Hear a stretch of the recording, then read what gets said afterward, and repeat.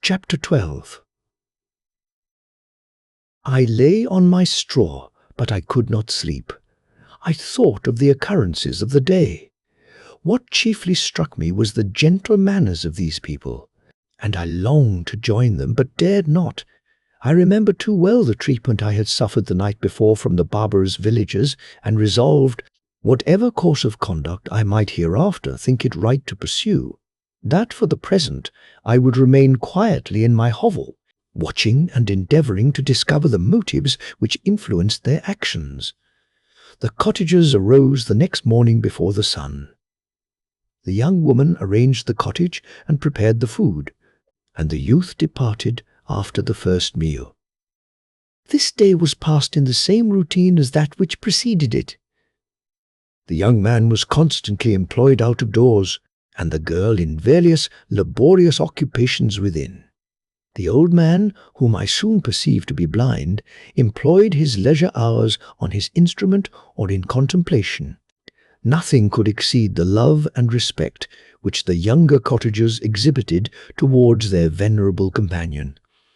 They performed towards him every little office of affection and duty with gentleness, and he rewarded them by his benevolent smiles. They were not entirely happy.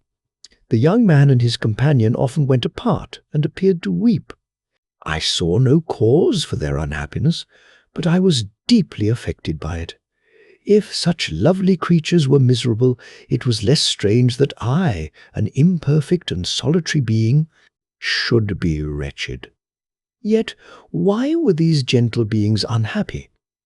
They possessed a delightful house, for such it was in my eyes, and every luxury.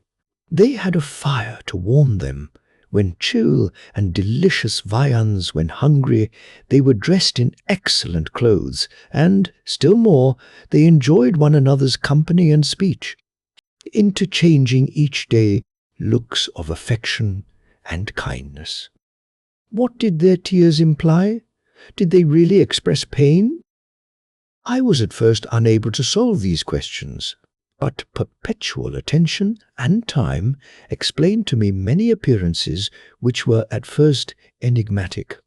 A considerable period elapsed before I discovered one of the causes of the uneasiness of this amiable family. It was poverty, and they suffered that evil in a very distressing degree. Their nourishment consisted entirely of the vegetables of their garden and the milk of one cow, which gave very little during the winter, when its masters could scarcely procure food to support it. They often, I believe, suffered the pangs of hunger very poignantly, especially the two younger cottagers, for several times they placed food before the old man when they reserved none for themselves. This trait of kindness moved me sensibly.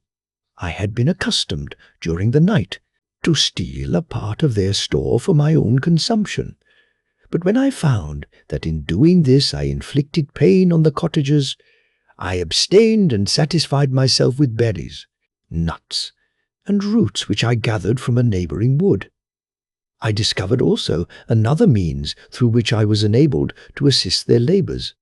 I found that the youth spent a great part of each day in collecting wood for the family fire, and during the night I often took his tools, the use of which I quickly discovered, and brought home firing sufficient for the consumption of several days. I remember the first time that I did this.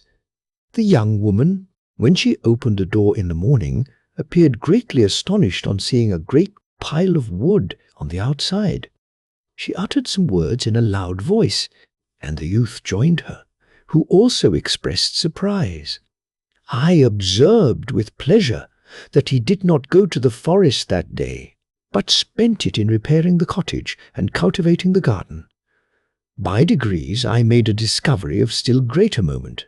I found that these people possessed a method of communicating their experience and feelings to one another by articulate sounds. I perceived that the words they spoke sometimes produced pleasure or pain, smiles or sadness in the minds and countenances of the hearers. This was indeed a godlike science, and I ardently desired to become acquainted with it. but I was baffled in every attempt I made for this purpose. Their pronunciation was quick, and the words they uttered, not having any apparent connection with visible objects, I was unable to discover any clue by which I could unravel the mystery of their reference. By great application, however, and after having remained during the space of several revolutions of the moon in my hovel, I discovered the names that were given to some of the most familiar objects of discourse. I learned and applied the words fire, milk, bread, and wood. I learned also the names of the cottagers themselves. The youth and his companion had each of them several names, but the old man had only one, which was father. The girl was called sister or Agatha, and the youth Felix, brother or son. I cannot describe the delight I felt when I learned the ideas appropriated to each of these sounds and was able to pronounce them.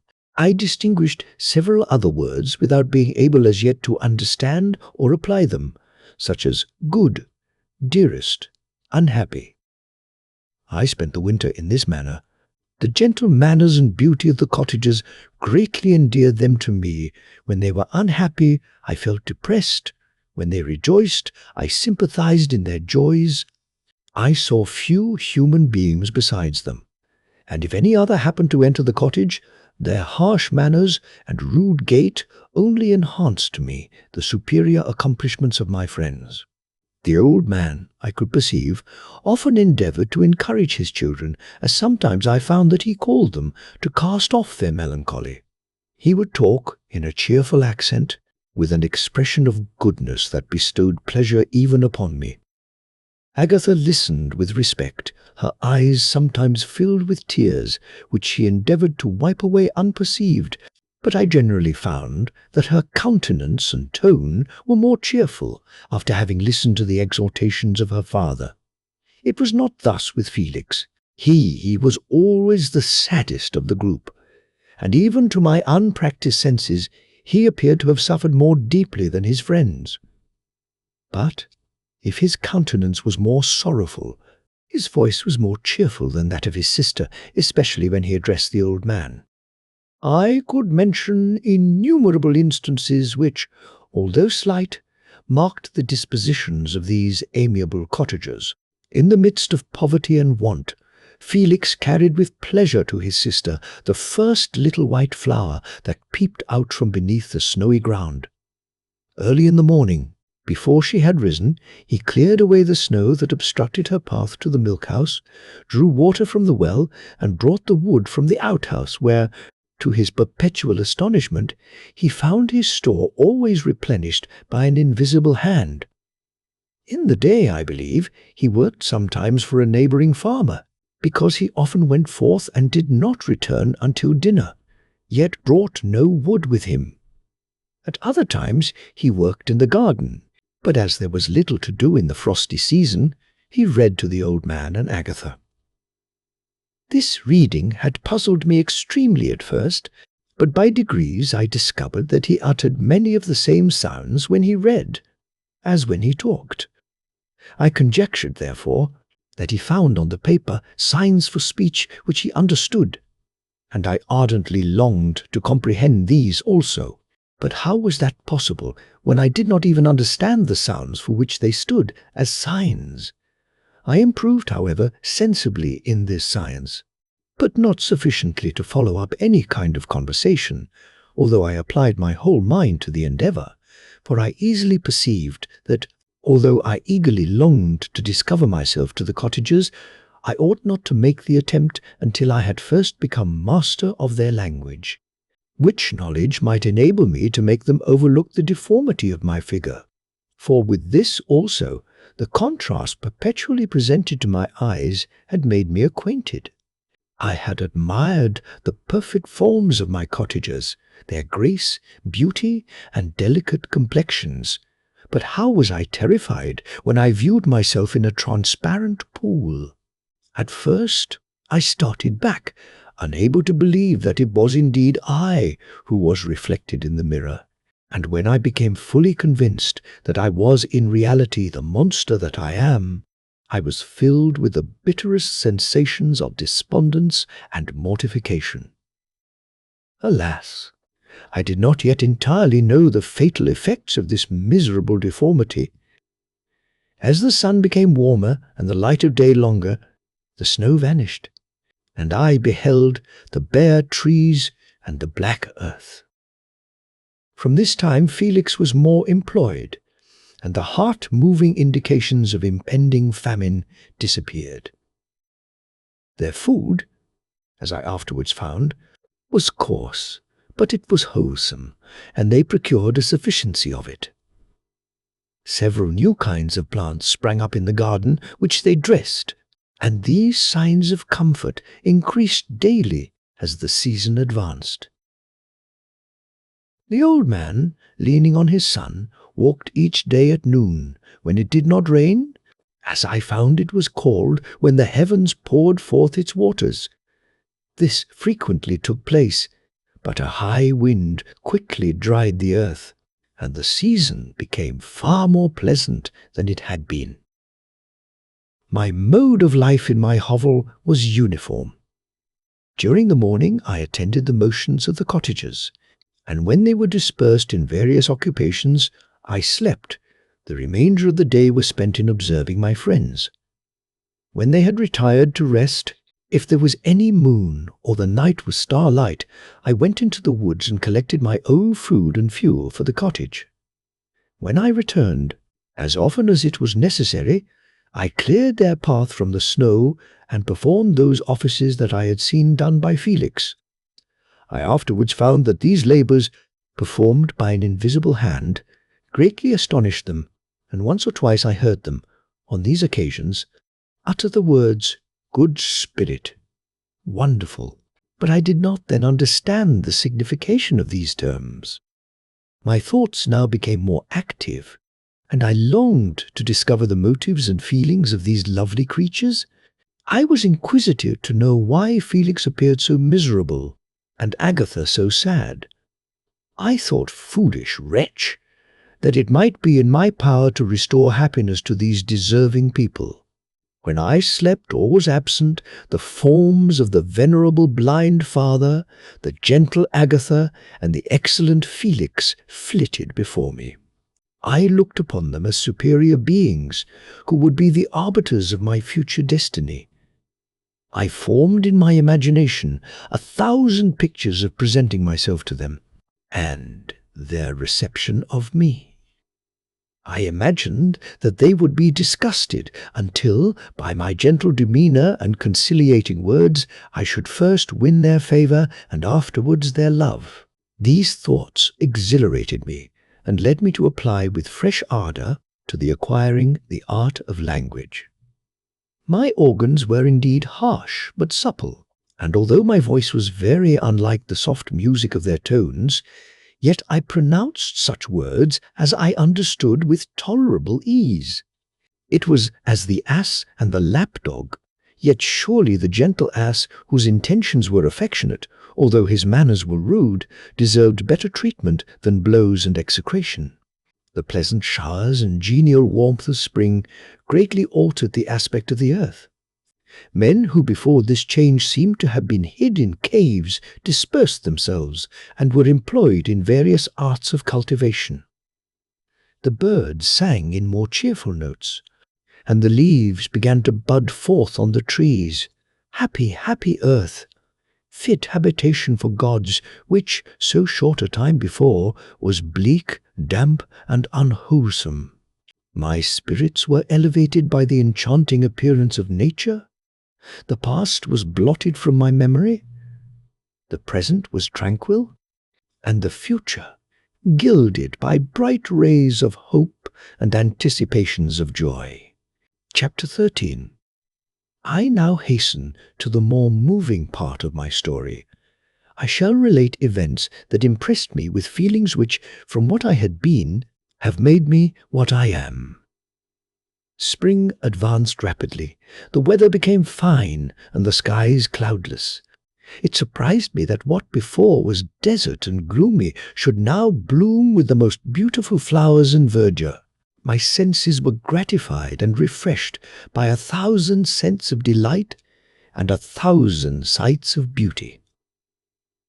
It was on one of these days, when my cottagers periodically rested from labor. The old man played on his guitar, and the children listened to him, that I observed the countenance of Felix was melancholy beyond expression. He sighed frequently, and once his father paused in his music, and I conjectured by his manner that he inquired the cause of his son's sorrow. Felix replied in a cheerful accent, and the old man was recommencing his music when someone tapped at the door. It was a lady on horseback, accompanied by a countryman as a guide. The lady was dressed in a dark suit and covered with a thick black veil. Agatha asked a question, to which the stranger only replied by pronouncing, in a sweet accent, the name of Felix. Her voice was musical, but unlike that of either of my friends. On hearing this word, Felix came up hastily to the lady, who, when she saw him, threw up her veil, and I beheld a countenance of angelic beauty and expression. Her hair of a shining raven black, and curiously braided. Her eyes were dark, but gentle, although animated, her features of a regular proportion, and her complexion wondrously fair, each cheek tinged with a lovely pink. Felix seemed ravished with delight when he saw her. Every trait of sorrow vanished from his face, and it instantly expressed a degree of ecstatic joy of which I could hardly have believed it capable. His eyes sparkled as his cheek flushed with pleasure, and at that moment I thought him as beautiful as the stranger. She appeared affected by different feelings. Wiping a few tears from her lovely eyes, she held out her hand to Felix, who kissed it rapturously and called her, as well as I could distinguish, his sweet Arabian. She did not appear to understand him, but smiled. He assisted her to dismount, and, dismissing her guide, conducted her into the cottage. Some conversation took place between him and his father, and the young stranger knelt at the old man's feet and would have kissed his hand. But he raised her and embraced her affectionately. I soon perceived that although the stranger uttered articulate sounds and appeared to have a language of her own, she was neither understood by nor herself understood the cottagers. They made many signs which I did not comprehend, but I saw that her presence diffused gladness through the cottage, dispelling their sorrow as the sun dissipates the morning mists. Felix seemed peculiarly happy, and with smiles of delight welcomed his Arabian. Agatha, the ever-gentle Agatha, kissed the hands of the lovely stranger, and pointing to her brother, made signs which appeared to me to mean that he had been sorrowful until she came. Some hours passed thus, while they, by their countenances, expressed joy, the cause of which I did not comprehend. Presently I found, by the frequent recurrence of some sound which the stranger repeated after them, that she was endeavouring to learn their language, and the idea instantly occurred to me that I should make use of the same instructions to the same end. The stranger learned about 20 words at the first lesson. Most of them, indeed, were those which I had before understood, but I profited by the others. As night came on, Agatha and the Arabian retired early. When they separated, Felix kissed the hand of the stranger and said, "Good night, sweet Safie." He sat up much longer, conversing with his father, and by the frequent repetition of her name, I conjectured that their lovely guest was the subject of their conversation.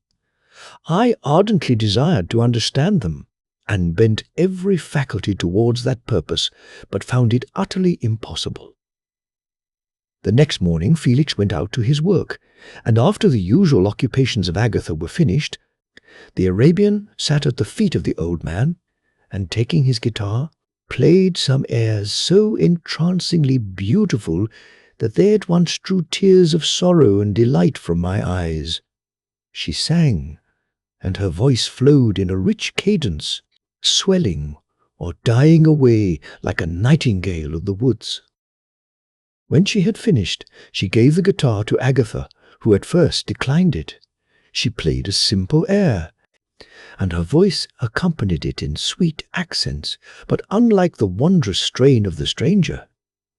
The old man appeared enraptured and said some words which Agatha endeavoured to explain to Safie, and by which he appeared to wish to express that she bestowed on him the greatest delight by her music.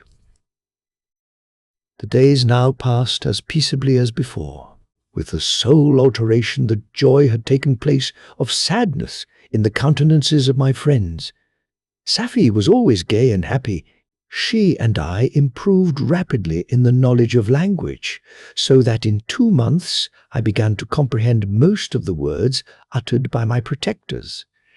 In the meanwhile also, the black ground was covered with herbage, and the green banks interspersed with innumerable flowers, sweet to the scent and the eyes. Stars of pale radiance among the moonlight woods, the sun became warmer, the nights clear and balmy, and my nocturnal rambles were an extreme pleasure to me, although they were considerably shortened by the late setting and early rising of the sun, for I never ventured abroad during daylight, fearful of meeting with the same treatment I had formerly endured in the first village which I entered. My days were spent in close attention, that I might more speedily master the language, and I may boast that I improved more rapidly than the Arabian, who understood very little and conversed in broken accents, whilst I comprehended and could imitate almost every word that was spoken. While I improved in speech, I also learned the science of letters as it was taught to the stranger, and this opened before me a wide field for wonder and delight. The book from which Felix instructed Safie was Volney's Ruins of Empires. I should not have understood the purport of this book had not Felix, in reading it, given very minute explanations. He had chosen this work, he said, because the declamatory style was framed in imitation of the Eastern authors. Through this work I obtained a cursory knowledge of history, and a view of the several empires at present existing in the world. It gave me an insight into the manners, governments, and religions of the different nations of the earth. I heard of the slothful Asiatics, of the stupendous genius and mental activity of the Grecians, of the wars and wonderful virtue of the early Romans, of their subsequent degenerating, of the decline of that mighty empire, of chivalry, Christianity, and kings. I heard of the discovery of the American hemisphere and wept with Safie over the hapless fate of its original inhabitants. These wonderful narrations inspired me with strange feelings. Was man, indeed, at once so powerful, so virtuous and magnificent, yet so vicious and base? He appeared at one time a mere scion of the evil principle, and, at another, as all that can be conceived of noble and godlike. To be a great and virtuous man appeared the highest honour that can befall a sensitive being.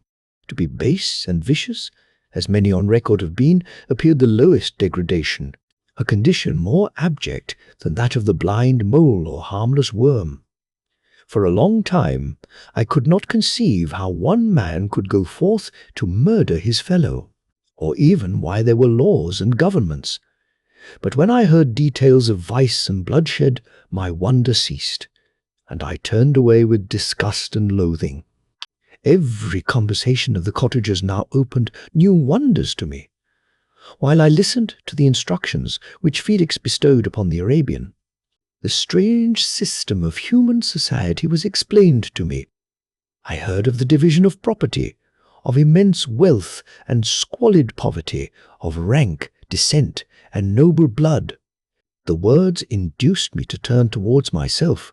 I learned that the possessions most esteemed by your fellow creatures were high and unsullied descent united with riches. A man might be respected with only one of these advantages, but without either he was considered, except in very rare instances, as a vagabond and a slave, doomed to waste his powers for the profits of the chosen few. And what was I? Of my creation and creator, I was absolutely ignorant, but I knew that I possessed no money, no friends, no kind of property. I was, besides, endued with a figure hideously deformed and loathsome, I was not even of the same nature as man. I was more agile than they, and could subsist upon coarser diet. I bore the extremes of heat and cold with less injury to my frame. My stature far exceeded theirs. When I looked around, I saw and heard of none like me. Was I, then, a monster, a blot upon the earth, from which all men fled and whom all men disowned? I cannot describe to you the agony that these reflections inflicted upon me. I tried to dispel them, but sorrow only increased with knowledge. Oh, that I had for ever remained in my native wood, nor known nor felt beyond the sensations of hunger, thirst, and heat. Of what a strange nature is knowledge! It clings to the mind when it has once seized on it like a lichen on the rock. I wished sometimes to shake off all thought and feeling, but I learned that there was but one means to overcome the sensation of pain, and that was death, a state which I feared yet did not understand. I admired virtue and good feelings, and loved the gentle manners and amiable qualities of my cottagers. But I was shut out from intercourse with them, except through means which I obtained by stealth when I was unseen and unknown, and which rather increased than satisfied the desire I had of becoming one among my fellows. The gentle words of Agatha and the animated smiles of the charming Arabian were not for me. The mild exhortations of the old man and the lively conversation of the loved Felix were not for me. Miserable, unhappy wretch! Other lessons were impressed upon me even more deeply. I heard of the difference of sexes, and the birth and growth of children, how the father doted on the smiles of the infant and the lively sallies of the older child, how all the life and cares of the mother were wrapped up in the precious charge, how the mind of youth expanded and gained knowledge, of brother, sister, and all the various relationships which bind one human being to another in mutual bonds. But where were my friends and relations? No father had watched my infant days. No mother had blessed me with smiles and caresses, or if they had, all my past life was now a blot, a blind vacancy in which I distinguished nothing. From my earliest remembrance, I had been as I then was in height and proportion. I had never yet seen a being resembling me, or who claimed any intercourse with me. What was I? The question again recurred, to be answered only with groans. I will soon explain to what these feelings tended, but allow me now to return to the cottagers, whose story excited in me such various feelings of indignation, delight, and wonder, but which all terminated in additional love and reverence for my protectors, for so I loved, in an innocent, half-painful self-deceit, to call them. Chapter 14. Some time elapsed before I learned the history of my friends.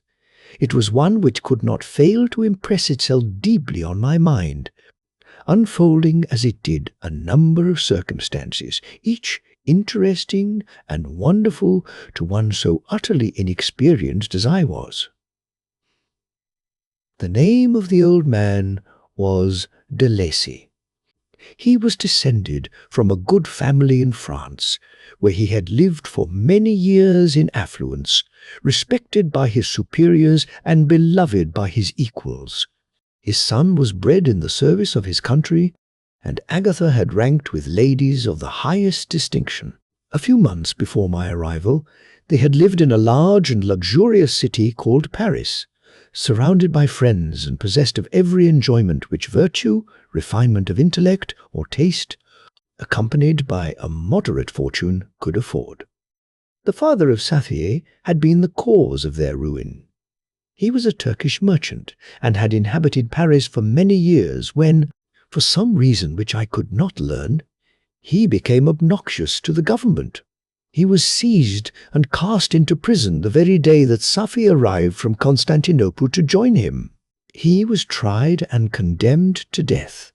The injustice of his sentence was very flagrant. All Paris was indignant, and it was judged that his religion and wealth, rather than the crime alleged against him, had been the cause of his condemnation. Felix had accidentally been present at the trial. His horror and indignation were uncontrollable when he heard the decision of the court. He made, at that moment, a solemn vow to deliver him, and then looked around for the means. After many fruitless attempts to gain admittance to the prison, he found a strongly grated window in an unguarded part of the building, which lighted the dungeon of the unfortunate Mohammedan who, loaded with chains, waited in despair the execution of the barbarous sentence. Felix visited the grate at night and made known to the prisoner his intentions in his favor. The Turk, amazed and delighted, endeavored to kindle the zeal of his deliverer by promises of reward and wealth. Felix rejected his offers with contempt, yet when he saw the lovely Safiye, who was allowed to visit her father, and who by her gestures expressed her lively gratitude, the youth could not help owning to his own mind that the captive possessed a treasure which would fully reward his toil and hazard. The Turk quickly perceived the impression that his daughter had made on the heart of Felix, and endeavored to secure him more entirely in his interests by the promise of her hand, in marriage so soon as he should be conveyed to a place of safety. Felix was too delicate to accept this offer, yet he looked forward to the probability of the event as to the consummation of his happiness. During the ensuing days, while the preparations were going forward for the escape of the merchant, the zeal of Felix was warmed by several letters that he received from this lovely girl, who found means to express her thoughts in the language of her lover by the aid of an old man, a servant of her father who understood French. She thanked him in the most ardent terms for his intended services towards her parent, and at the same time she gently deplored her own fate. I have copies of these letters, for I found means, during my residence in the hovel, to procure the implements of writing, and the letters were often in the hands of Felix or Agatha. Before I depart, I will give them to you. They will prove the truth of my tale, but at present, as the sun is already far declined, I shall only have time to repeat the substance of them to you. Safiye related that her mother was a Christian Arab, seized and made a slave by the Turks. Recommended by her beauty, she had won the heart of the father of Safiye, who married her. The young girl spoke in high and enthusiastic terms of her mother, who, born in freedom, spurned the bondage to which she was now reduced. She instructed her daughter in the tenets of her religion, and taught her to aspire to higher powers of intellect and an independence of spirit forbidden to the female followers of Muhammad. This lady died, but her lessons were indelibly impressed on the mind of Safiye, who sickened at the prospect of again returning to Asia and being immured within the walls of a harem, allowed only to occupy herself with infantile amusements, ill-suited to the temper of her soul, now accustomed to grand ideas and a noble emulation for virtue. The prospect of marrying a Christian and remaining in a country where women were allowed to take a rank in society was enchanting to her. The day for the execution of the Turk was fixed, but on the night previous to it he quitted his prison, and before morning was distant many leagues from Paris. Felix had procured passports in the name of his father, sister, and himself. He had previously communicated his plan to the former, who aided the deceit by quitting his house, under the pretense of a journey, and concealed himself, with his daughter, in an obscure part of Paris. Felix conducted the fugitive through France to Lyon and across Mont-Cenis to Leghorn, where the merchant had decided to wait a favorable opportunity of passing into some part of the Turkish dominions. Safiye resolved to remain with her father until the moment of his departure, before which time the Turk renewed his promise that she should be united to his deliverer, and Felix remained with them in expectation of that event, And in the meantime, he enjoyed the society of the Arabian, who exhibited towards him the simplest and tenderest affection. They conversed with one another through the means of an interpreter, and sometimes with the interpretation of looks, and Safia sang to him the divine airs of her native country. The Turk allowed this intimacy to take place, and encouraged the hopes of the youthful lovers, while in his heart he had formed far other plans. He loathed the idea that his daughter should be united to a Christian, but he feared the resentment of Felix if he should appear lukewarm, for he knew that he was still in the power of his deliverer if he should choose to betray him to the Italian state which they inhabited. He revolved 1,000 plans by which he should be enabled to prolong the deceit until it might be no longer necessary, and secretly to take his daughter with him when he departed. His plans were facilitated by the news which arrived from Paris. The government of France were greatly enraged at the escape of their victim, and spared no pains to detect and punish his deliverer. The plot of Felix was quickly discovered, and De Lacy and Agatha were thrown into prison. The news reached Felix and roused him from his dream of pleasure. His blind and aged father and his gentle sister lay in a noisome dungeon, while he enjoyed the free air and the society of her whom he loved. This idea was torture to him. He quickly arranged with the Turk that if the latter should find a favorable opportunity for escape before Felix could return to Italy, Safie should remain as a boarder at a convent at Leghorn, and then, quitting the lovely Arabian, he hastened to Paris and delivered himself up to the vengeance of the law. Hoping to free De Lacy and Agatha by this proceeding, he did not succeed. They remained confined for 5 months before the trial took place, the result of which deprived them of their fortune and condemned them to a perpetual exile from their native country. They found a miserable asylum in the cottage in Germany, where I discovered them. Felix soon learned that the treacherous Turk, for whom he and his family endured such unheard-of oppression, on discovering that his deliverer was thus reduced to poverty and ruin, became a traitor to good feeling and honor, and had quitted Italy with his daughter, insultingly sending Felix a pittance of money to aid him, as he said, in some plan of future maintenance. Such were the events that preyed on the heart of Felix and rendered him, when I first saw him, the most miserable of his family. He could have endured poverty, and while this distress had been the meed of his virtue, he gloried in it. But the ingratitude of the Turk and the loss of his beloved Safie were misfortunes more bitter and irreparable. The arrival of the Arabian now infused new life into his soul. When the news reached Leghorn that Felix was deprived of his wealth and rank, the merchant commanded his daughter to think no more of her lover, but to prepare to return to her native country. The generous nature of Safie was outraged by this command. She attempted to expostulate with her father, but he left her angrily, reiterating his tyrannical mandate. A few days after, the Turk entered his daughter's apartment and told her hastily that he had reason to believe that his residence at Leghorn had been divulged and that he should speedily be delivered up.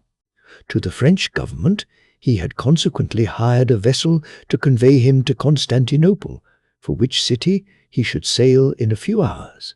He intended to leave his daughter under the care of a confidential servant to follow at her leisure with the greater part of his property, which had not yet arrived at Leghorn. When alone, Safie resolved in her own mind the plan of conduct that it would become her to pursue in this emergency. A residence in Turkey was abhorrent to her. Her religion and her feelings were alike averse to it. By some papers of her father which fell into her hands, she heard of the exile of her lover and learnt the name of the spot where he then resided. She hesitated some time, but at length she formed her determination. Taking with her some jewels that belonged to her and a sum of money, she quitted Italy with an attendant, a native of Leghorn, but who understood the common language of Turkey, and departed for Germany. She arrived in safety at a town about 20 leagues from the cottage of de Lacy, when her attendant fell dangerously ill. Safia nursed her with the most devoted affection, but the poor girl died, and the Arabian was left alone, unacquainted with the language of the country and utterly ignorant of the customs of the world. She fell, however, into good hands. The Italian had mentioned the name of the spot for which they were bound, and after her death, the woman of the house in which they had lived took care that Safi should arrive in safety at the cottage of her lover. Chapter 15. Such was the history of my beloved cottagers. It impressed me deeply. I learned from the views of social life which it developed to admire their virtues and to deprecate the vices of mankind.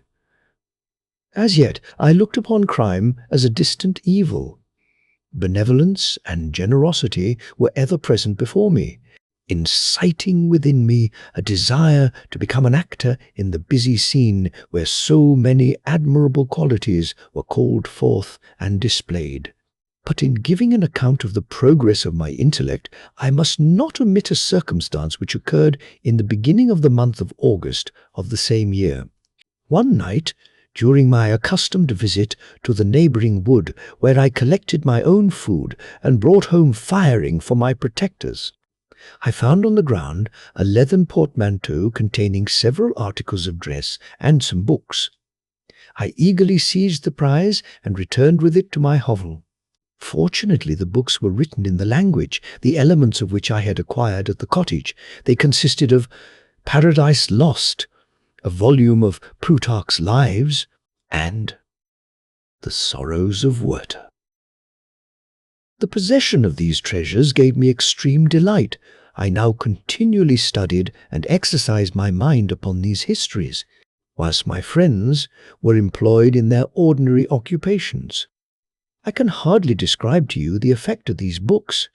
They produced in me an infinity of new images and feelings that sometimes raised me to ecstasy, but more frequently sunk me into the lowest dejection.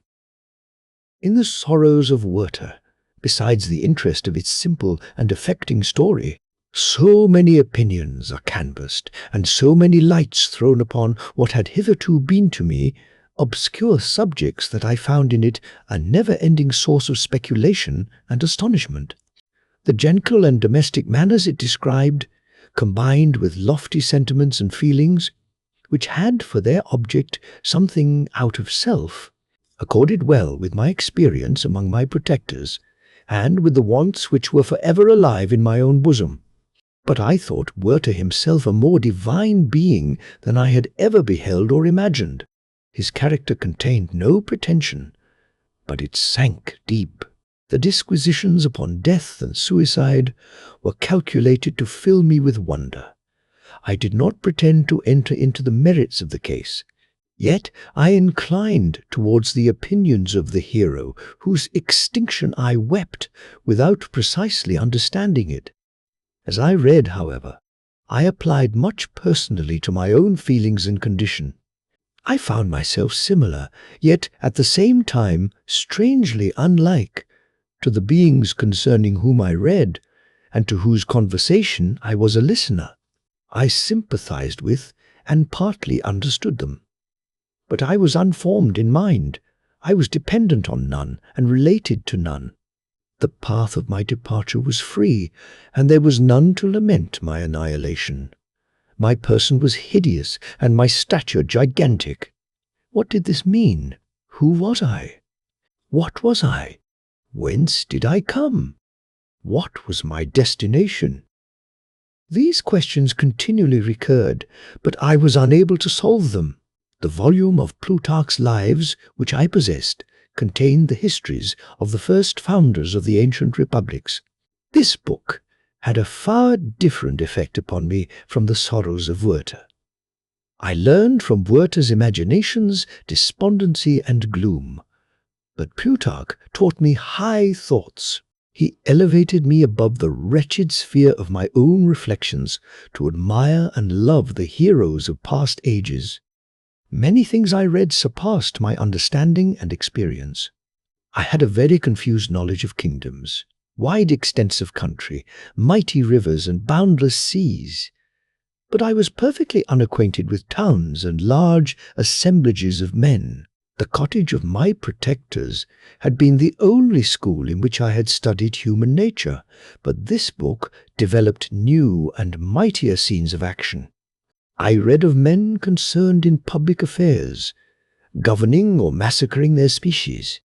I felt the greatest ardour for virtue rise within me, and abhorrence for vice. As far as I understood the signification of those terms, relative as they were, as I applied them, to pleasure and pain alone. Induced by these feelings, I was of course led to admire peaceable lawgivers, Numa, Solon, and Lycurgus, in preference to Romulus and Theseus. The patriarchal lives of my protectors caused these impressions to take a firm hold on my mind. Perhaps, if my first introduction to humanity had been made by a young soldier, burning for glory and slaughter, I should have been imbued with different sensations. But Paradise Lost excited different and far deeper emotions. I read it as I had read the other volumes which had fallen into my hands, as a true history.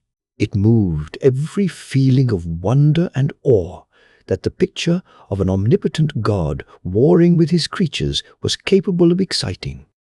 I often referred the several situations, as their similarity struck me, to my own. Like Adam, I was apparently united by no link to any other being in existence, but his state was far different from mine in every other respect. He had come forth from the hands of God, a perfect creature, happy and prosperous. Guarded by the especial care of his Creator, he was allowed to converse with and acquire knowledge from beings of a superior nature. But I was wretched, helpless, and alone. Many times I considered Satan as the fitter emblem of my condition, for often, like him, when I viewed the bliss of my protectors, the bitter gall of envy rose within me. Another circumstance strengthened and confirmed these feelings. Soon after my arrival in the hovel, I discovered some papers in the pocket of the dress which I had taken from your laboratory. At first I had neglected them, but now that I was able to decipher the characters in which they were written, I began to study them with diligence.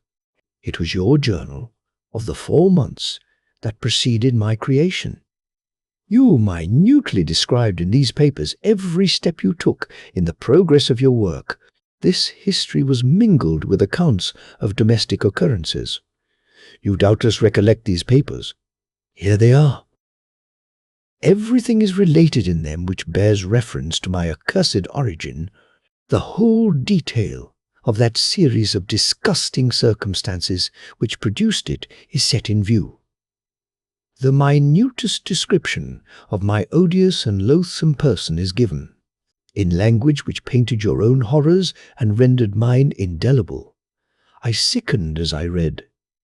"Hateful day when I received life," I exclaimed in agony.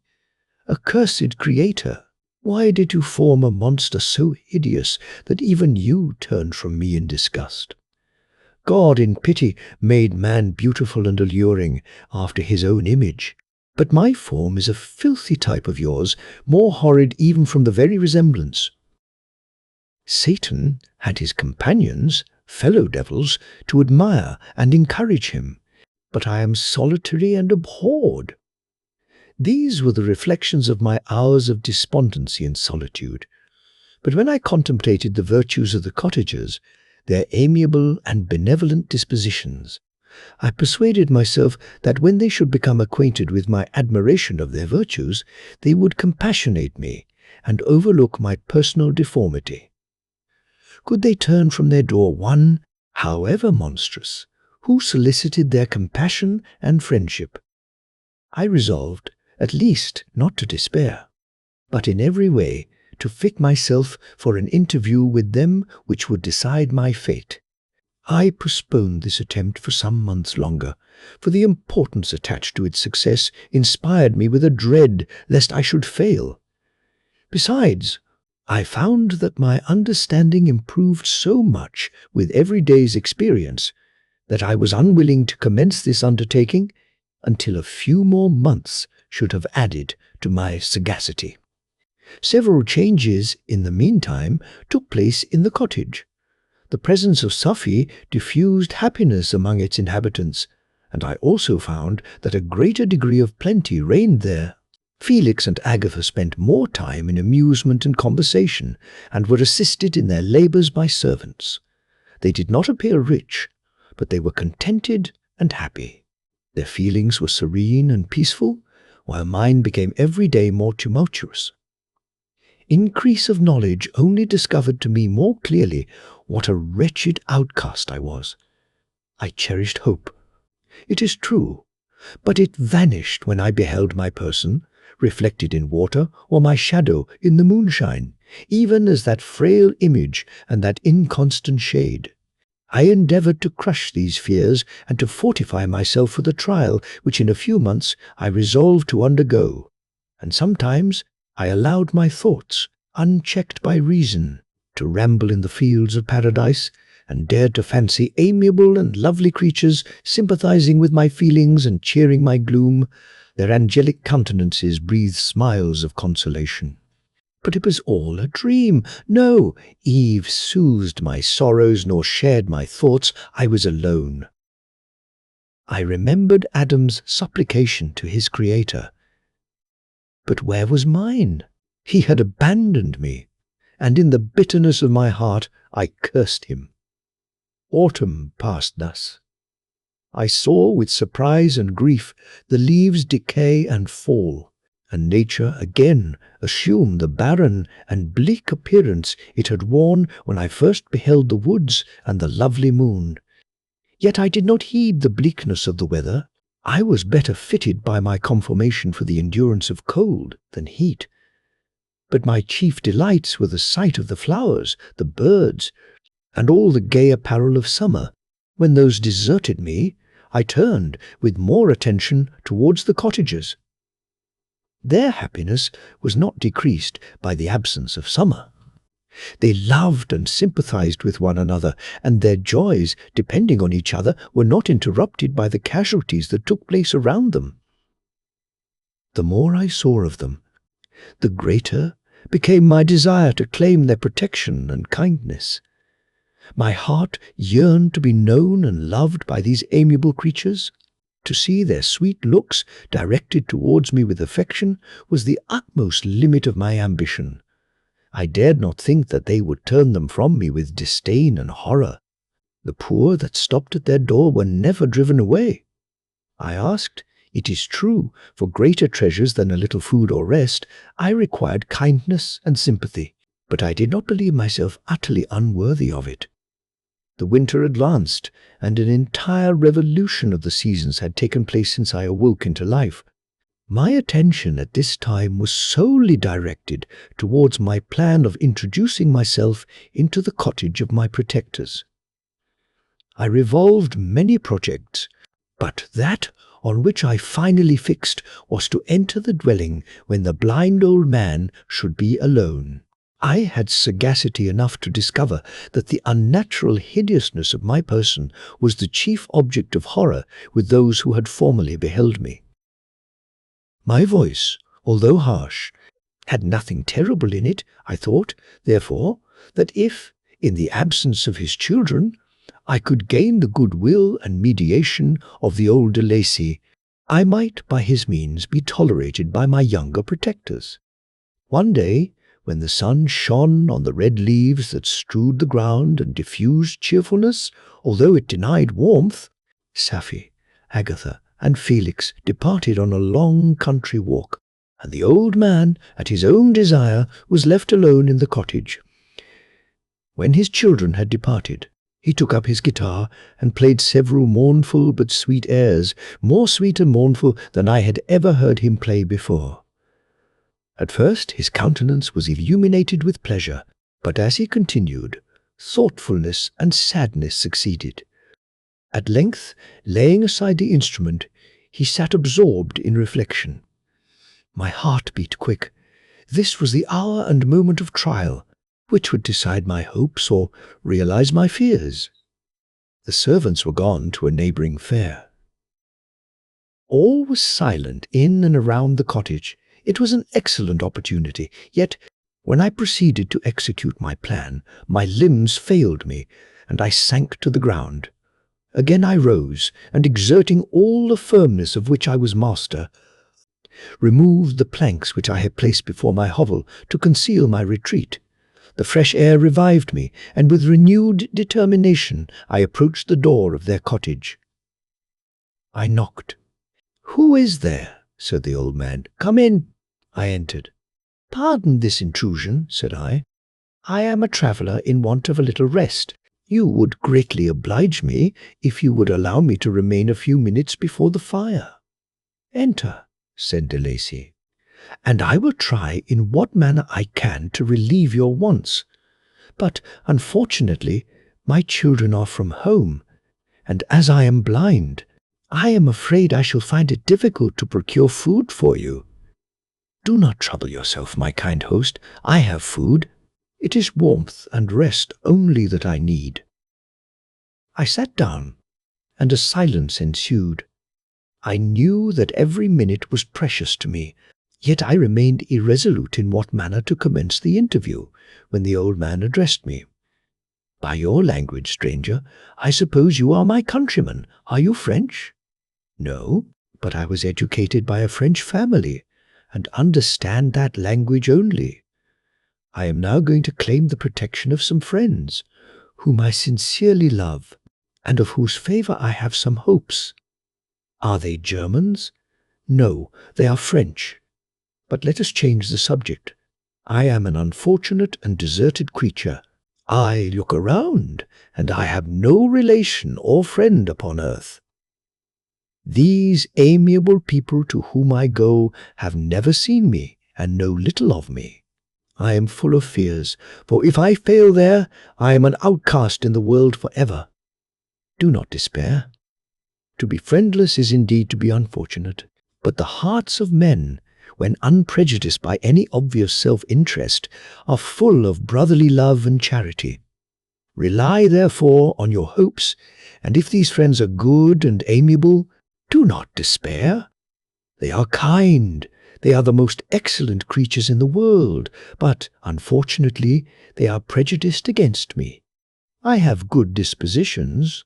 My life has been hitherto harmless and in some degree beneficial, but a fatal prejudice clouds their eyes, and where they ought to see a feeling and kind friend, they behold only a detestable monster. That is indeed unfortunate, but if you are really blameless, cannot you undeceive them? I am about to undertake that task, and it is on that account that I feel so many overwhelming terrors. I tenderly love these friends. I have, unknown to them, been for many months in the habits of daily kindness towards them, but they believe that I wish to injure them, and it is that prejudice which I wish to overcome. Where do these friends reside? Near this spot?" The old man paused and then continued, "If you will unreservedly confide to me the particulars of your tale, I perhaps may be of use in undeceiving them. I am blind and cannot judge of your countenance, but there is something in your words which persuades me that you are sincere.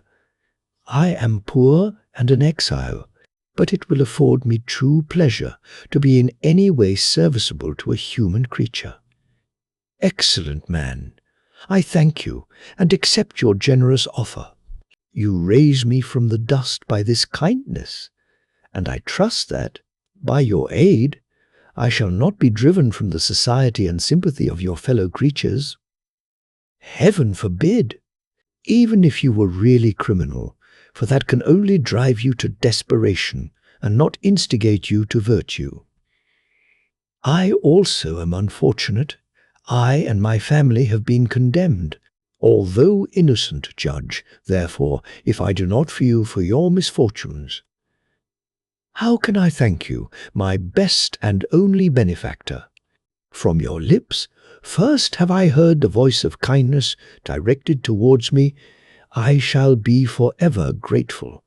And your present humanity assures me of success with those friends whom I am on the point of meeting. May I know the names and residence of those friends? I paused. This, I thought, was the moment of decision, which was to rob me of or bestow happiness on me forever.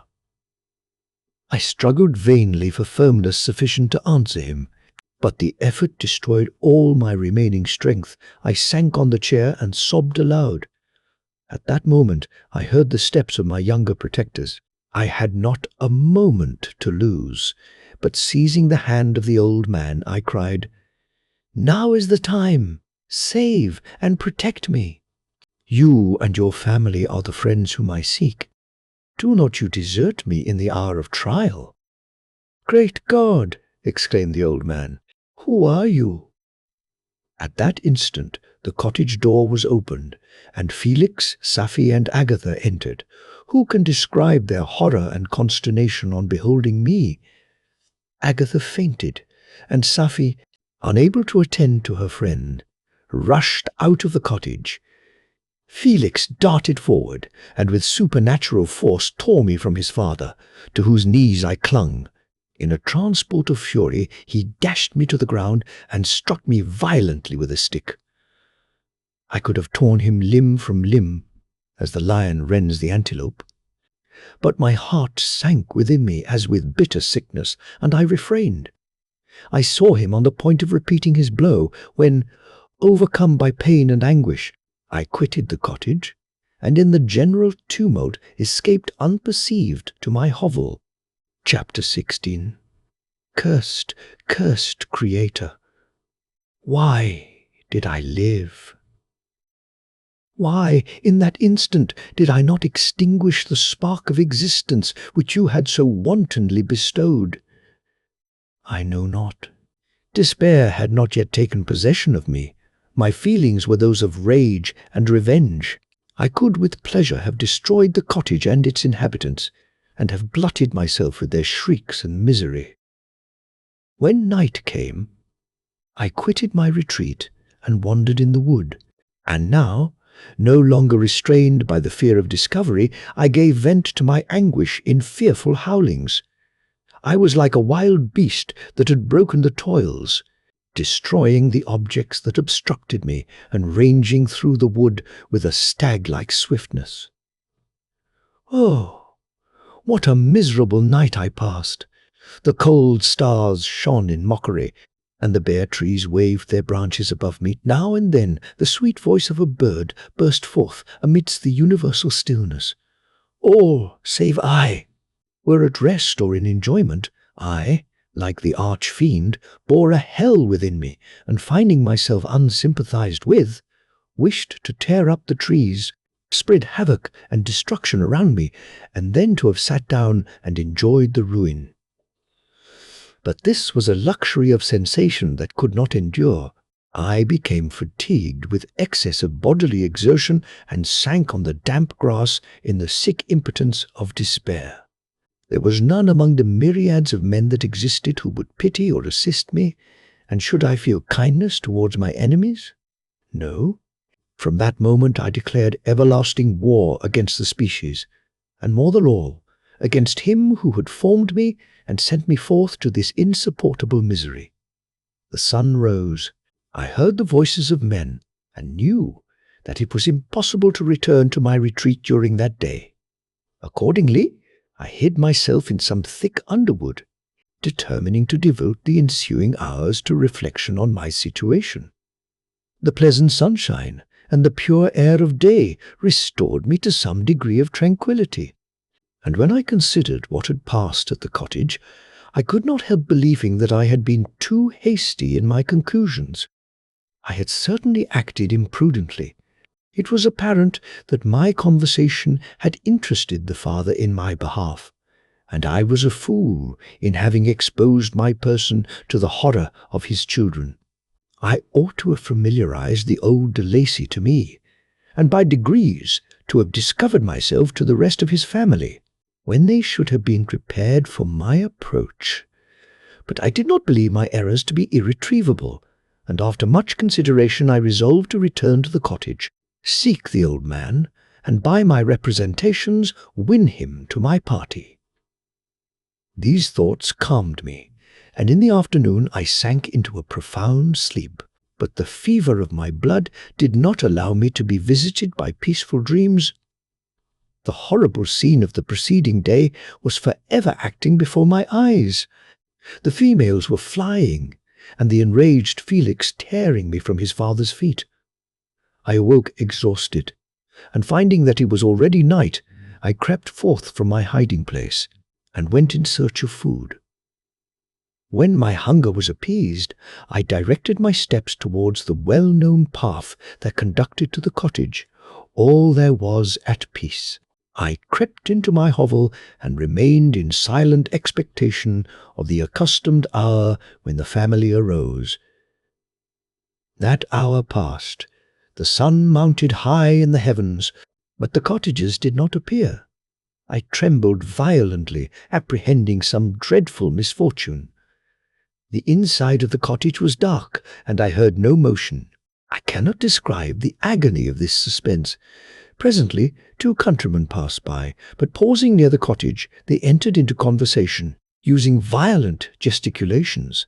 But I did not understand what they said, as they spoke the language of the country, which differed from that of my protectors. Soon after, however, Felix approached with another man. I was surprised, as I knew that he had not quitted the cottage that morning, and waited anxiously to discover from his discourse the meaning of these unusual appearances. "Do you consider," said his companion to him, "that you will be obliged to pay 3 months' rent, and to lose the produce of your garden? I do not wish to take any unfair advantage, and I beg, therefore, that you will take some days to consider of your determination." "It is utterly useless," replied Felix. "We can never again inhabit your cottage. The life of my father is in the greatest danger, owing to the dreadful circumstance that I have related. My wife and my sister will never recover from their horror. I entreat you not to reason with me any more.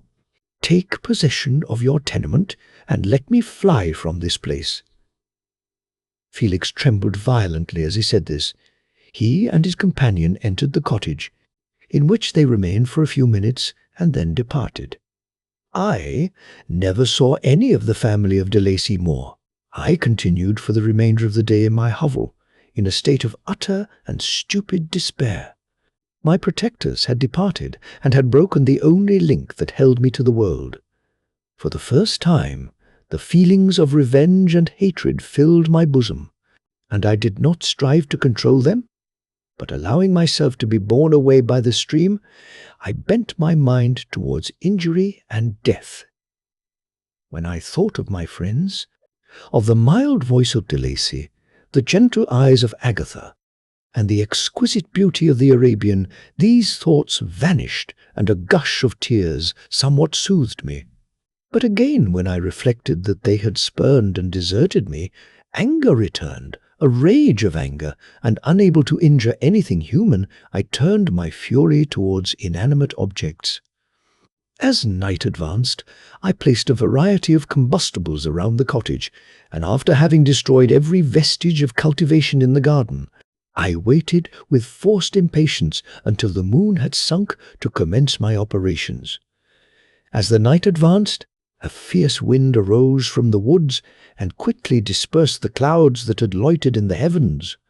The blast tore along like a mighty avalanche, and produced a kind of insanity in my spirits that burst all bounds of reason and reflection. I lighted the dry branch of a tree and danced with fury around the devoted cottage, my eyes still fixed on the western horizon, the edge of which the moon nearly touched.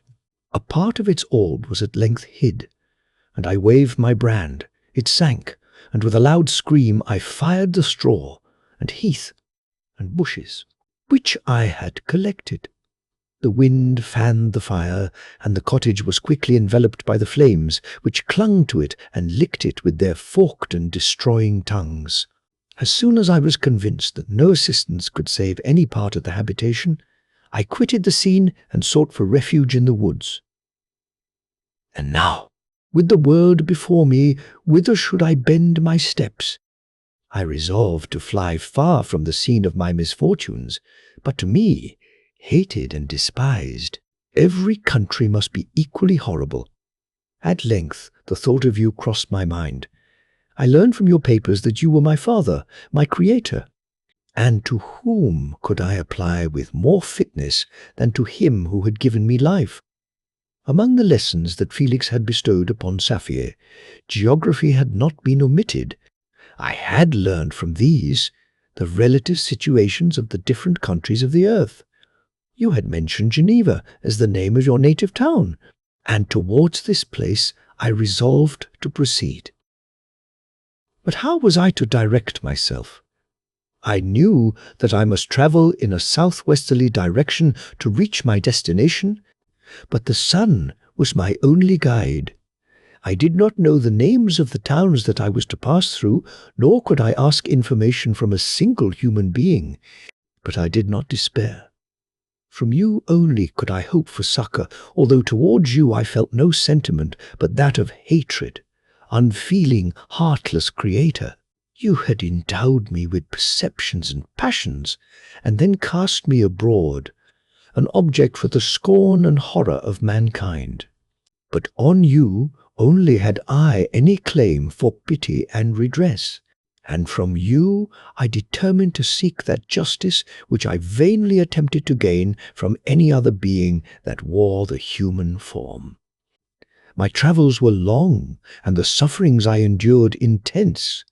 It was late in autumn when I quitted the district where I had so long resided.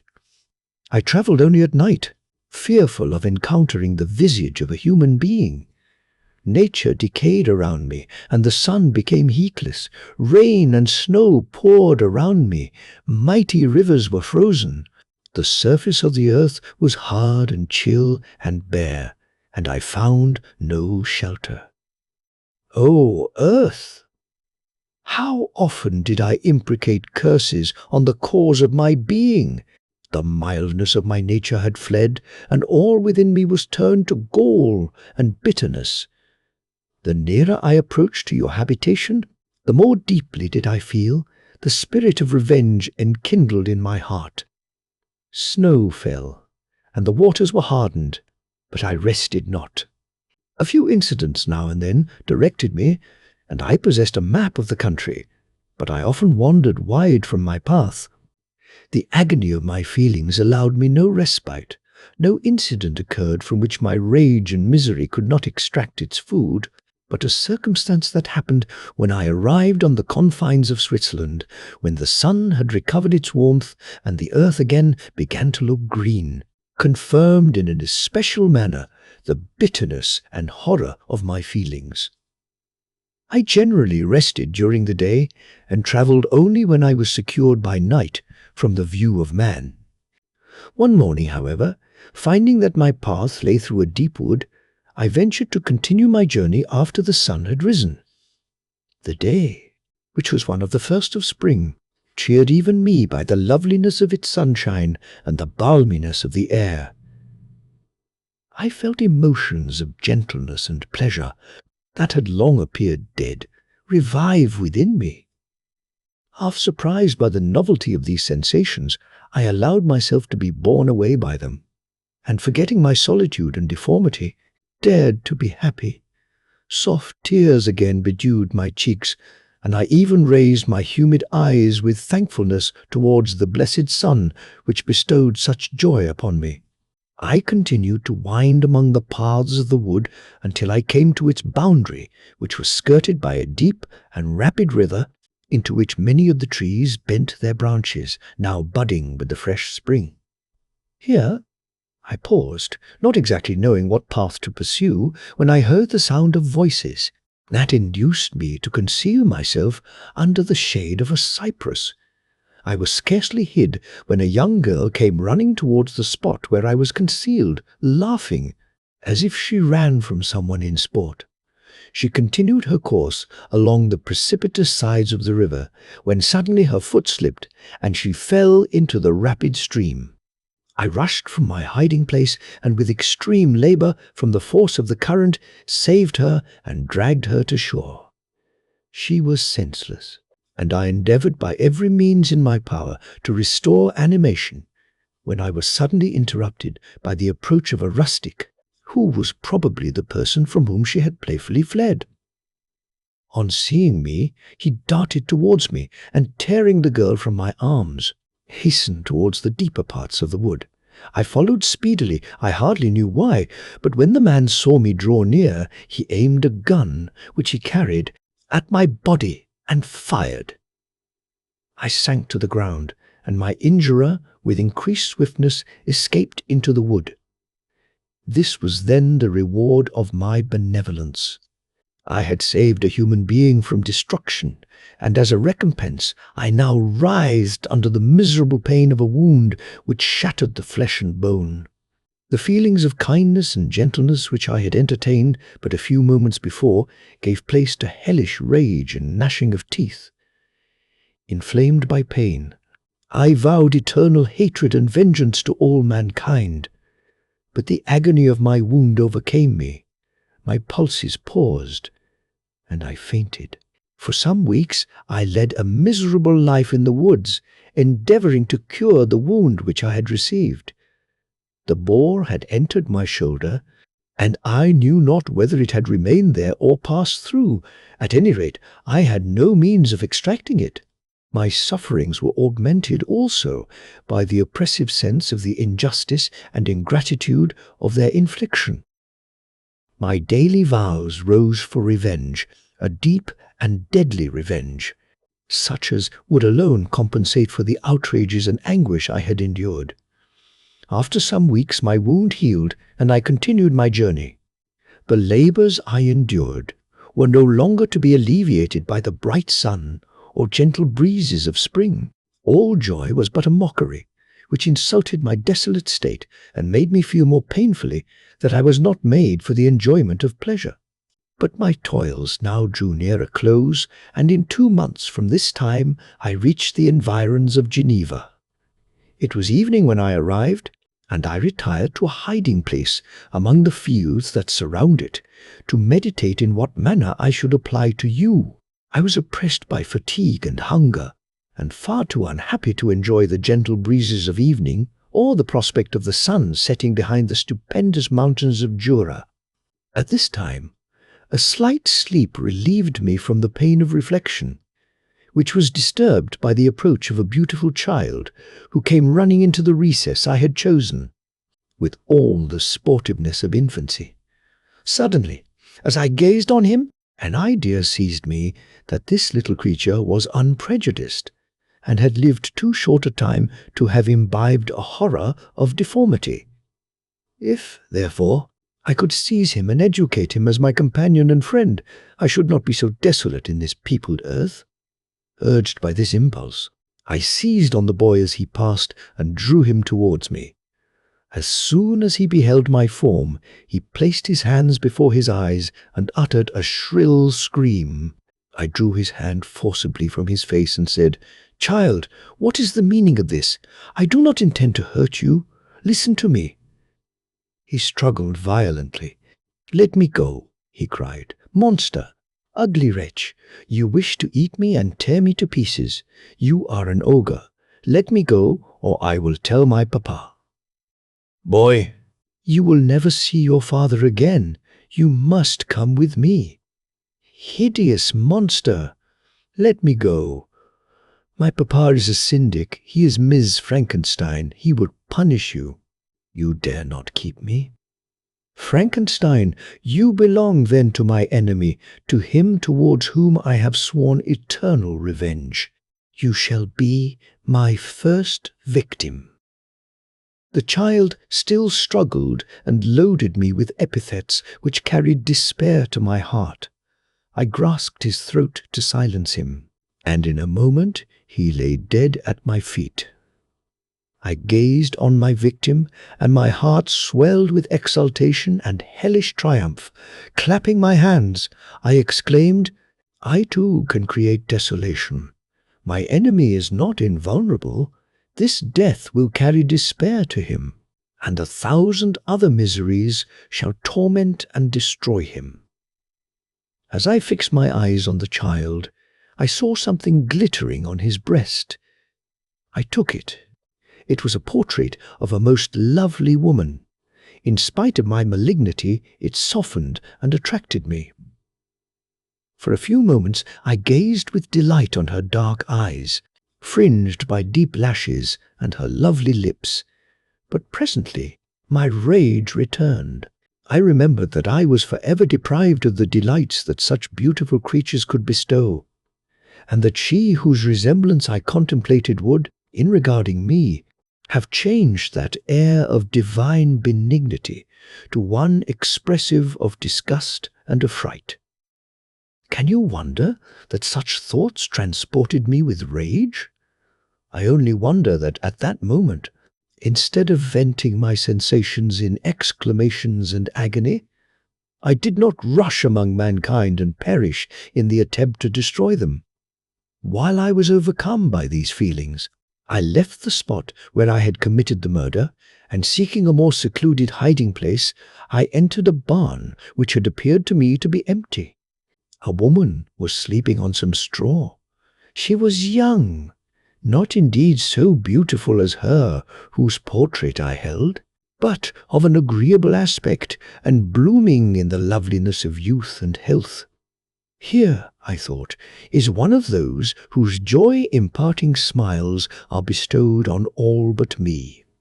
And then I bent over her and whispered, "Awake, fairest, thy lover is near, he who would give his life but to obtain one look of affection from thine eyes, my beloved. Awake!" The sleeper stirred. A thrill of terror ran through me. Should she indeed awake and see me, and curse me, and denounce the murderer? Thus would she assuredly act if her darkened eyes opened and she beheld me. The thought was madness. It stirred the fiend within me. Not I, but she shall suffer. The murder I have committed because I am forever robbed of all that she could give me, she shall atone. The crime had its source in her, be hers, the punishment. Thanks to the lessons of Felix and the sanguinary laws of man, I had learned now to work mischief. I bent over her and placed the portrait securely in one of the folds of her dress. She moved again, and I fled. For some days I haunted the spot where these scenes had taken place, sometimes wishing to see you, sometimes resolved to quit the world and its miseries forever. At length I wandered towards these mountains, and have ranged through their immense recesses, consumed by a burning passion which you alone can gratify. We may not part until you have promised to comply with my requisition. I am alone and miserable. Man will not associate with me, but one as deformed and horrible as myself would not deny herself to me. My companion must be of the same species and have the same defects. This being you must create. Chapter 17. The being finished speaking and fixed his looks upon me in the expectation of a reply. But I was bewildered, perplexed, and unable to arrange my ideas sufficiently to understand the full extent of his proposition. He continued, "You must create a female for me with whom I can live in the interchange of those sympathies necessary for my being. This you alone can do, and I demand it of you as a right which you must not refuse to concede." The latter part of his tale had kindled anew in me the anger that had died away while he narrated his peaceful life among the cottagers, and as he said this, I could no longer suppress the rage that burned within me. "I do refuse it," I replied, "and no torture shall ever extort a consent from me. You may render me the most miserable of men, but you shall never make me base in my own eyes. Shall I create another like yourself, whose joint wickedness might desolate the world? Begone! I have answered you. You may torture me, but I will never consent." "You are in the wrong," replied the fiend, "and instead of threatening, I am content to reason with you. I am malicious because I am miserable. Am I not shunned and hated by all mankind? You, my creator, would tear me to pieces and triumph. Remember that, and tell me why I should pity man more than he pities me. You would not call it murder if you could precipitate me into one of those ice rifts and destroy my frame. The work of your own hands. Shall I respect man when he condemns me? Let him live with me in the interchange of kindness, and instead of injury, I would bestow every benefit upon him with tears of gratitude at his acceptance. But that cannot be. The human senses are insurmountable barriers to our union. Yet mine shall not be the submission of abject slavery. I will revenge my injuries. If I cannot inspire love, I will cause fear, and chiefly towards you, my arch-enemy. Because my Creator do I swear inextinguishable hatred. Have a care, I will work at your destruction nor finish until I desolate your heart, so that you shall curse the hour of your birth." A fiendish rage animated him as he said this. His face was wrinkled into contortions too horrible for human eyes to behold, but presently he calmed himself and proceeded. "I intended to reason. This passion is detrimental to me, for you do not reflect that you are the cause of its excess. If any being felt emotions of benevolence towards me, I should return them a hundredfold.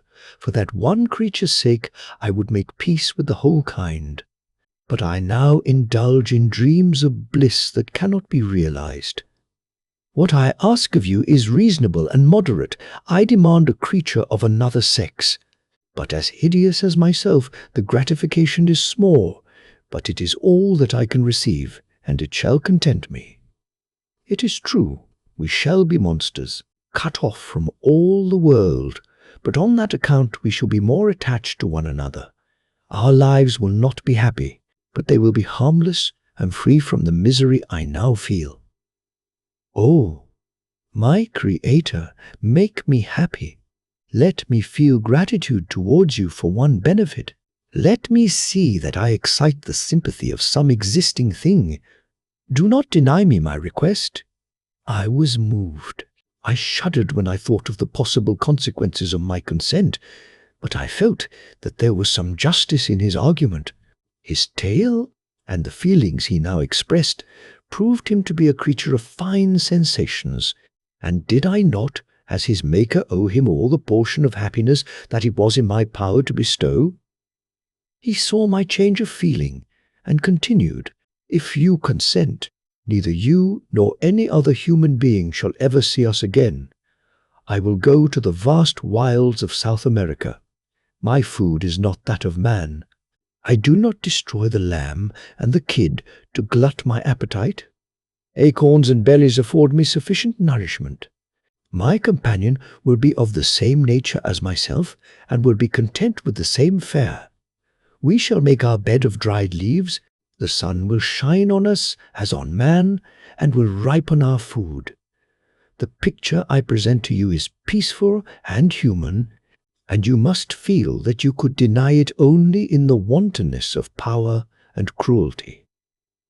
Pitiless as you have been towards me, I now see compassion in your eyes. Let me seize the favorable moment and persuade you to promise what I so ardently desire." "You propose," replied I, "to fly from the habitations of man, to dwell in those wilds where the beasts of the field would be your only companions. How can you, who long for the love and sympathy of man, persevere in this exile? You will return and again seek their kindness, and you will meet with their detestation. Your evil passions will be renewed. and you will then have a companion to aid you in the task of destruction. This may not be, cease to argue the point, for I cannot consent. How inconstant are your feelings! But a moment ago you were moved by my representations, and why do you again harden yourself to my complaints? I swear to you, by the earth which I inhabit, and by you that made me, that with the companion you bestow, I will quit the neighbourhood of man and dwell, as it may chance, in the most savage of places. My evil passions will have fled, for I shall meet with sympathy. My life will flow quietly away, and in my dying moments I shall not curse my Maker. His words had a strange effect upon me. I compassionated him, and sometimes felt a wish to console him. But when I looked upon him, when I saw the filthy mass that moved and talked, my heart sickened, and my feelings were altered to those of horror and hatred. I tried to stifle these sensations. I thought that as I could not sympathize with him, I had no right to withhold from him the small portion of happiness which was yet in my power to bestow. "You swear," I said, "to be harmless, but have you not already shown a degree of malice that should reasonably make me distrust you? May not even this be a feint that will increase your triumph by affording a wider scope for your revenge? How is this? I must not be trifled with, and I demand an answer. If I have no ties and no affections, hatred and vice must be my portion. The love of another will destroy the cause of my crimes, and I shall become a thing of whose existence everyone will be ignorant. My vices are the children of a forced solitude that I abhor, and my virtues will necessarily arise when I live in communion with an equal. I shall feel the affections of a sensitive being, and become linked to the chain of existence and events from which I am now excluded." I paused some time to reflect on all he had related, and the various arguments which he had employed. I thought of the promise of virtues which he had displayed on the opening of his existence, and the subsequent blight of all kindly feeling by the loathing and scorn which his protectors had manifested towards him. His power and threats were not omitted in my calculations. A creature who could exist in the ice caves of the glaciers and hide himself from pursuit among the ridges of inaccessible precipices was a being possessing faculties it would be vain to cope with. After a long pause of reflection, I concluded that the justice due both to him and my fellow creatures demanded of me that I should comply with his request. Turning to him, therefore, I said, "I consent to your demand, on your solemn oath to quit Europe for ever, and every other place in the neighbourhood of man, as soon as I shall deliver into your hands a female who will accompany you in your exile." "I swear," he cried, "by the sun, and by the blue sky of heaven, and by the fire of love that burns my heart, that if you grant my prayer, while they exist, you shall never behold me again. Depart to your home, and commence your labours. I shall watch their progress with unutterable anxiety, and fear not, but that when you are ready, I shall appear." Saying this, he suddenly quitted me, fearful, perhaps, of any change in my sentiments. I saw him descend the mountain with greater speed than the flight of an eagle, and quickly lost among the undulations of the sea of ice. His tale had occupied the whole day, and the sun was upon the verge of the horizon when he departed. I knew that I ought to hasten my descent towards the valley, as I should soon be encompassed in darkness, but my heart was heavy and my steps slow. The labour of winding among the little paths of the mountain, and fixing my feet firmly as I advanced, perplexed me, occupied as I was by the emotions which the occurrences of the day had produced. Night was far advanced when I came to the halfway resting place and seated myself beside the fountain.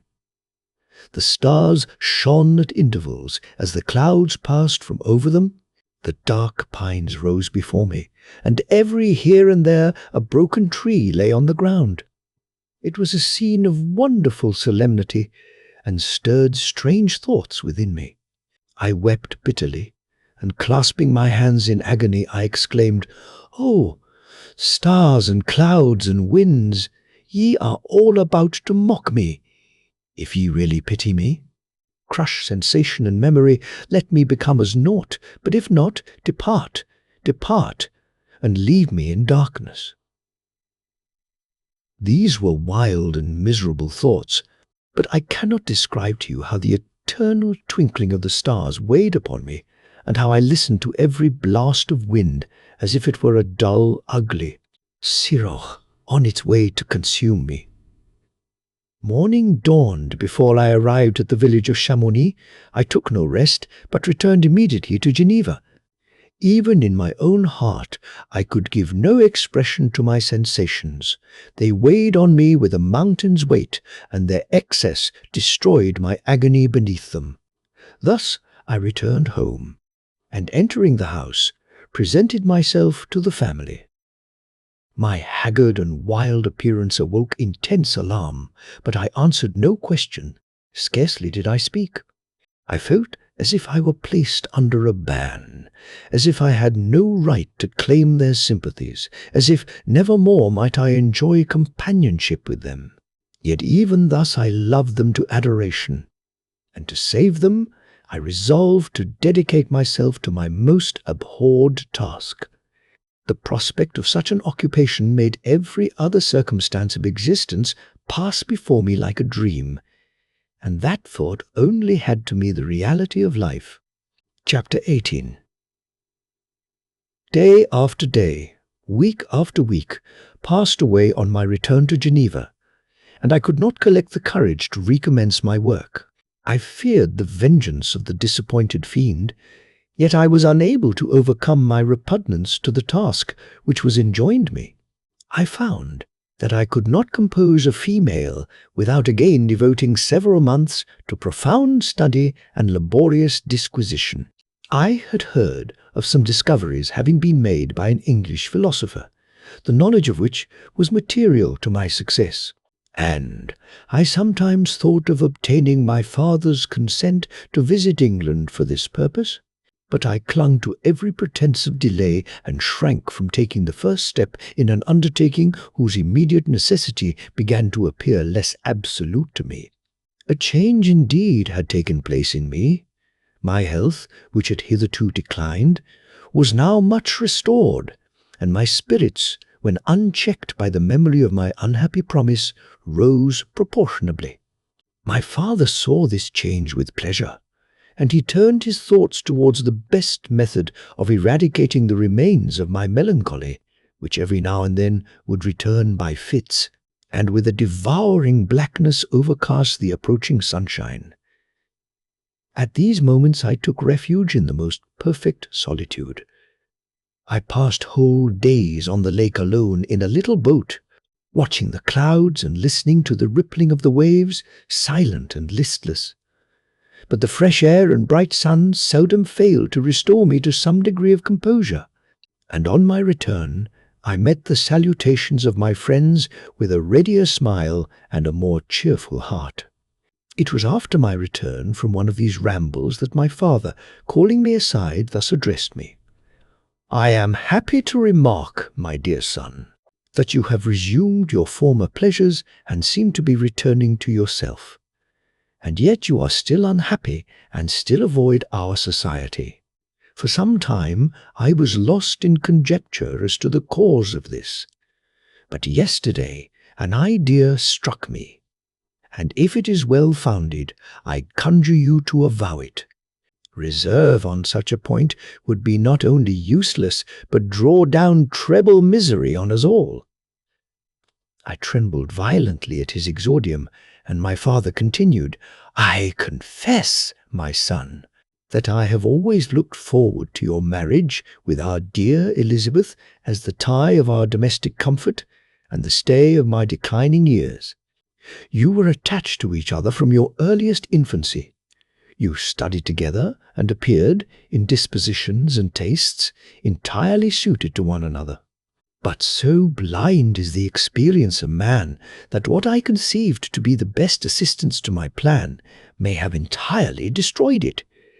You, perhaps, regard her as your sister, without any wish that she might become your wife. Nay, you may have met with another whom you may love, and considering yourself as bound in honour to Elizabeth, this struggle may occasion the poignant misery which you appear to feel. My dear father, reassure yourself. I love my cousin tenderly and sincerely. I never saw any woman who excited, as Elizabeth does, my warmest admiration and affection. My future hopes and prospects are entirely bound up in the expectation of our union. The expression of your sentiments of this subject, my dear Victor, gives me more pleasure than I have for some time experienced. If you feel thus, we shall assuredly be happy, however present events may cast a gloom over us. But it is this gloom which appears to have taken so strong a hold of your mind that I wish to dissipate. Tell me, therefore, whether you object to an immediate solemnization of the marriage. We have been unfortunate, and recent events have drawn us from that everyday tranquillity befitting my years and infirmities. You are younger, yet I do not suppose, possessed as you are of a competent fortune, that an early marriage would at all interfere with any future plans of honour and utility that you may have formed. Do not suppose, however, that I wish to dictate happiness to you, or that a delay on your part would cause me any serious uneasiness. Interpret my words with candour and answer me, I conjure you, with confidence and sincerity. I listened to my father in silence and remained for some time incapable of offering any reply. I revolved rapidly in my mind a multitude of thoughts and endeavoured to arrive at some conclusion. Alas, to me, the idea of an immediate union with my Elizabeth was one of horror and dismay. I was bound by a solemn promise which I had not yet fulfilled and dared not break. Or if I did, what manifold miseries might not impend over me and my devoted family? Could I enter into a festival with this deadly weight yet hanging round my neck and bowing me to the ground? I must perform my engagement and let the monster depart with his mate before I allowed myself to enjoy the delight of a union from which I expected peace.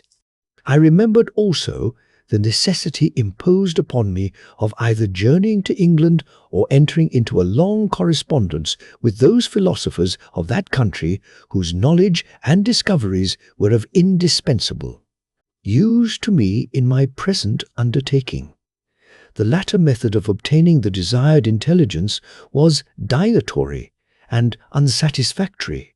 Besides, I had an insurmountable aversion to the idea of engaging myself in my loathsome task in my father's house, while in habits of familiar intercourse with those I loved. I knew that 1,000 fearful accidents might occur, the slightest of which would disclose a tale to thrill all connected with me with horror. I was aware also that I should often lose all self-command, all capacity of hiding the harrowing sensations that would possess me during the progress of my unearthly occupation. I must absent myself from all I loved while thus employed. Once commenced, it would quickly be achieved, and I might be restored to my family in peace and happiness. My promise fulfilled, the monster would depart forever. Or, so my fond fancy imaged, some accident might meanwhile occur to destroy him and put an end to my slavery forever. These feelings dictated my answer to my father. I expressed a wish to visit England, but concealing the true reasons of this request, I clothed my desires under a guise which excited no suspicion. While I urged my desire with an earnestness that easily induced my father to comply, after so long a period of an absorbing melancholy that resembled madness in its intensity and effects, He was glad to find that I was capable of taking pleasure in the idea of such a journey, and he hoped that change of scene and varied amusement would, before my return, have restored me entirely to myself. The duration of my absence was left to my own choice. A few months, or at most a year, was the period contemplated. One paternal kind precaution he had taken to ensure my having a companion. Without previously communicating with me, he had, in concert with Elizabeth, arranged that Clerval should join me at Strasbourg. This interfered with the solitude I coveted for the prosecution of my task. Yet, at the commencement of my journey, the presence of my friend could in no way be an impediment. And truly I rejoiced that thus I should be saved many hours of lonely, maddening reflection. Nay, Henry might stand between me and the intrusion of my foe. If I were alone, would he not at times force his abhorred presence on me to remind me of my task, or to contemplate its progress? To England, therefore, I was bound, and it was understood that my union with Elizabeth should take place immediately on my return. My father's age rendered him extremely averse to delay. For myself, there was one reward I promised myself from my detested toils, one consolation for my unparalleled sufferings. It was the prospect of that day when, enfranchised from my miserable slavery, I might claim Elizabeth and forget the past in my union with her. I now made arrangements for my journey, but one feeling haunted me which filled me with fear and agitation. During my absence, I should leave my friends unconscious of the existence of their enemy and unprotected from his attacks, exasperated as he might be by my departure. But he had promised to follow me wherever I might go, and would he not accompany me to England? This imagination was dreadful in itself, but soothing inasmuch as it supposed the safety of my friends. I was agonized with the idea of the possibility that the reverse of this might happen. But through the whole period, during which I was the slave of my creature, I allowed myself to be governed by the impulses of the moment, and my present sensations strongly intimated that the fiend would follow me and exempt my family from the danger of his machinations. It was in the latter end of September that I again quitted my native country. My journey had been my own suggestion, and Elizabeth therefore acquiesced. But she was filled with disquiet at the idea of my suffering, away from her, the inroads of misery and grief. It had been her care which provided me a companion in Clerval, and yet a man is blind to 1,000 minute circumstances which call forth a woman's sedulous attention. She longed to bid me hasten my return. 1,000 conflicting emotions rendered her mute as she bade me a tearful, silent farewell. I threw myself into the carriage that was to convey me away, hardly knowing whither I was going, and careless of what was passing around. I remembered only, and it was with a bitter anguish that I reflected on it, to order that my chemical instruments should be packed to go with me. Filled with dreary imaginations, I passed through many beautiful and majestic scenes, but my eyes were fixed and unobserving. I could only think of the bourne of my travels and the work which was to occupy me whilst they endured. After some days spent in listless indolence, during which I traversed many leagues, I arrived at Strasbourg, where I waited 2 days for Clerval. He came. Alas, how great was the contrast between us! He was alive to every new scene, joyful when he saw the beauties of the setting sun, and more happy when he beheld it rise and recommence a new day. He pointed out to me the shifting colours of the landscape and the appearances of the sky. "This is what it is to live," he cried. "Now I enjoy existence. But you, my dear Frankenstein, wherefore are you desponding and sorrowful?" In truth, I was occupied by gloomy thoughts, and neither saw the descent of the evening star nor the golden sunrise reflected in the Rhine. "And you, my friend, would be far more amused with the journal of Clerval, who observe the scenery with an eye of feeling and delight than in listening to my reflections. I, a miserable wretch, haunted by a curse that shut up every avenue to enjoyment. We had agreed to descend the Rhine in a boat from Strasbourg to Rotterdam, whence we might take shipping for London. During this voyage we passed many willowy islands and saw several beautiful towns. We stayed a day at Mannheim, and on the 5th from our departure from Strasbourg arrived at Mainz. The course of the Rhine below Mainz becomes much more picturesque. The river descends rapidly and winds between hills, not high, but steep, and of beautiful forms. We saw many ruined castles standing on the edges of precipices, surrounded by black woods, high and inaccessible. This part of the Rhine, indeed, presents a singularly variegated landscape. In one spot you view rugged hills, ruined castles overlooking tremendous precipices, with the dark Rhine rushing beneath, and on the sudden turn of a promontory, flourishing vineyards with green sloping banks and a meandering river and populous towns occupy the scene. We travelled at the time of the vintage, and heard the song of the labourers as we glided down the stream. Even I, depressed in mind, and my spirits continually agitated by gloomy feelings, even I was pleased. I lay at the bottom of the boat, and as I gazed on the cloudless blue sky, I seemed to drink in a tranquillity to which I had long been a stranger. And if these were my sensations, who can describe those of Henry? He felt as if he had been transported to fairyland and enjoyed a happiness seldom tasted by man. "I have seen," he said, "the most beautiful scenes of my own country. I have visited the lakes of Lucerne and Uri, where the snowy mountains descend almost perpendicularly to the water, casting black and impenetrable shades, which would cause a gloomy and mournful appearance were it not for the most verdant islands that relieve the eye by their gay appearance. I have seen this lake agitated by a tempest, when the wind tore up whirlwinds of water, and gave you an idea of what the waterspout must be on the great ocean, and the waves dash with fury. The base of the mountain, where the priest and his mistress were overwhelmed by an avalanche, and where their dying voices are still said to be heard amid the pauses of the nightly wind. I have seen the mountains of La Valais and the Pays de Vaud, but this country, Victor, pleases me more than all those wonders. The mountains of Switzerland are more majestic and strange, but there is a charm in the banks of this divine river that I never before saw equalled.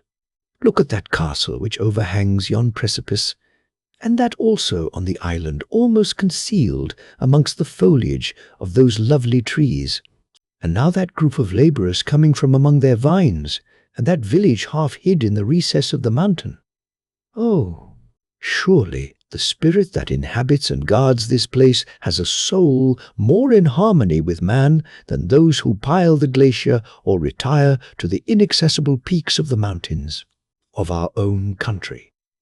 Clerval, beloved friend, even now it delights me to record your words, and to dwell on the praise of which you are so eminently deserving. He was a being formed in the very poetry of nature. His wild and enthusiastic imagination was chastened by the sensibility of his heart. His soul overflowed with ardent affections, and his friendship was of that devoted and wondrous nature that the worldly-minded teach us to look for only in the imagination. But even human sympathies were not sufficient to satisfy his eager mind. The scenery of external nature, which others regard only with admiration, he loved with ardour. The sounding cataract haunted him like a passion, the tall rock, the mountain, and the deep and gloomy wood. Their colours and their forms were then to him an appetite, a feeling, and a love that had no need of a remoter charm, by thought supplied or any interest unborrowed from the eye. Wordsworth's Tintern Abbey. And where does he now exist?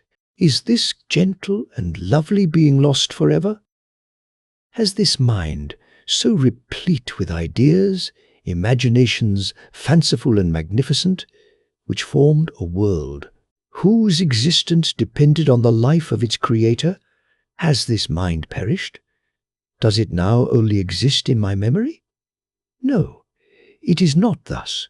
Your form so divinely wrought and beaming with beauty has decayed, but your spirit still visits and consoles your unhappy friend. Pardon this gush of sorrow. These ineffectual words are but a slight tribute to the unexampled worth of Henry, but they soothe my heart, overflowing with the anguish which his remembrance creates. I will proceed with my tale. Beyond Cologne, we descended to the plains of Holland, and we resolved to post the remainder of our way, for the wind was contrary, and the stream of the river was too gentle to aid us. Our journey here lost the interest arising from beautiful scenery. But we arrived in a few days at Rotterdam, whence we proceeded by sea to England. It was on a clear morning, in the latter days of December, that I first saw the white cliffs of Britain. The banks of the Thames presented a new scene. They were flat but fertile, and almost every town was marked by the remembrance of some story. We saw Tilbury Fort and remembered the Spanish Armada, Gravesend, Woolwich and Greenwich, places which I had heard of even in my country. At length we saw the numerous steeples of London, St. Paul's towering above all, and the tower famed in English history.